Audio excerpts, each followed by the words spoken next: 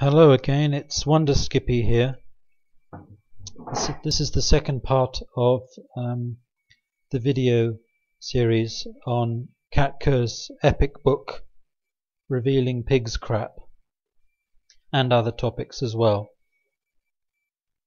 I've been talking about Richard Sigmund's book because it's so similar to Kerr's book that the two kind of blend together and you can't really distinguish which is which very well. Even though it's not very long since I read the books, it has quite a dramatic, leaves a dramatic impression because they're such awesome works. Oh, yeah, okay, right. Kerr in her book, she says that in heaven there are mansions, and I think that's a bit silly, really, because I think that in heaven there are many semi-detached houses. Because if you think about it, you can't just walk into a mansion straight away. You've got to get your foot on the housing ladder, and you start off with a 2 up, 2 down. And outside the streets paved with gold and all that, but you start off with your 2 up, 2 down, and then you move on to a semi-detached, maybe a small garden, and then you move on to a detached house with a bigger garden, and then eventually you get your mansion. But it depends on how many good works you do. You got to earn your mansion.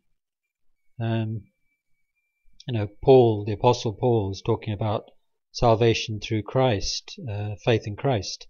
Not about works, but according this scenario, you got to get your foot on the housing ladder, and you work your way up to your mansion. That's what it's about. Once you got your mansion, then that's it. It's like George Bush. He's got a ranch. You could say a ranch is like a mansion, really. And how did he get his ranch? He did lots of good works. He worked hard. He protected us all from terrorists. He got revenge. He kicked some Arab ass after the 9/11. He did a lot of good works. Unfortunately, there were many millions of people killed, or perhaps 1 million people, Iraqis, were killed. Lots of children, but he got his hacienda, his ranch. And so that proves he's worthy. He did good works, and it's the same in heaven. And in one of the books by Kerr or Richard Sigmund, can't remember which one, they showed that John Wesley had a massive great house. It was spectacular because John Wesley did a lot of good works. So what do you expect? He got a huge house. So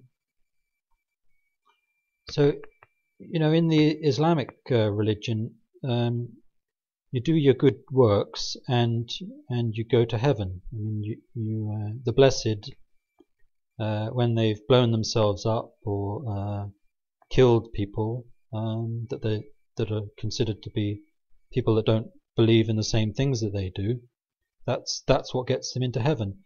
And I've heard testimonies of Muslims who have admitted to wanting to get their virgins when they go to heaven, because they say, we don't want to get married to human women on earth. We get none of that business. We know we're going to get virgins if we blow ourselves up, so let's get on with it. And so when the blessed do their good works, they go to heaven, and they get their 70 virgins, which they call Huris. So, like I was saying, Kerr is obviously wrong about the mansions. You don't walk into a mansion in heaven straight away. You've got to work your way up. So you start off probably in a semi-detached house, and you got your 70 Huris. Okay, I've talked about this before, but it's important to get this right. If you think about how many Huris you got in your house, semi-detached, it's 70. Now, often in a house like that, there's only one toilet and one bathroom, and because you've got 70 of them, there's always going to be a houri on the toilet, and or having a bath, or doing her hair or something, and so, you know, eating a lot of stuff in heaven, you're going to want to go to the toilet quite a lot. I mean, if you know what it's like when you need to go to the toilet and you're busting to go to the toilet and there's a houri in the bathroom, you know what it's like.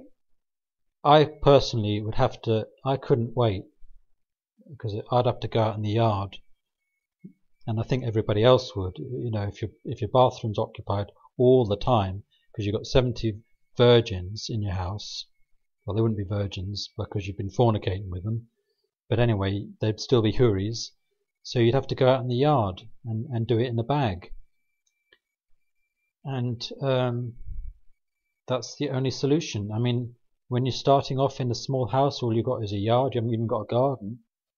You know, you have to go around maybe in the coal shed and do it.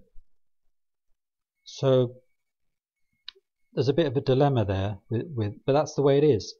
I mean, you could say when you get up there to heaven and you've got this predicament, it's a logistical nightmare trying to deal with your houris, and you could get so fed up with it. You say, this is a nightmare.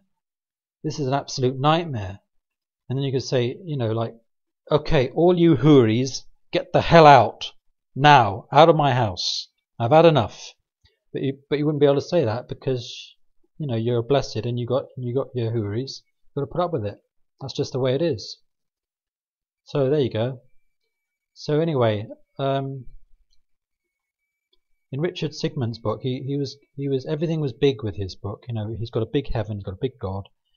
It's a huge God, like I was saying before. It's God's the size of Kansas, apparently, and all you can see is his toes. All you can see, because he was like too afraid to look at God, because he was there at his feet, and so all he sort of got a glimpse of the toes. And if you think how big toes are, they must be very big, but you know, like I was saying before, how could God be the size of Kansas when you can see the toes? He must be about 100, maybe 200 feet tall. So anyway, like Richard Sigmund's book, The Lamb's Book of Life, is actually a lamb's book. It's got lamb's wool on it, apparently, like a hot water bottle. You know, you get a covering on a hot water bottle.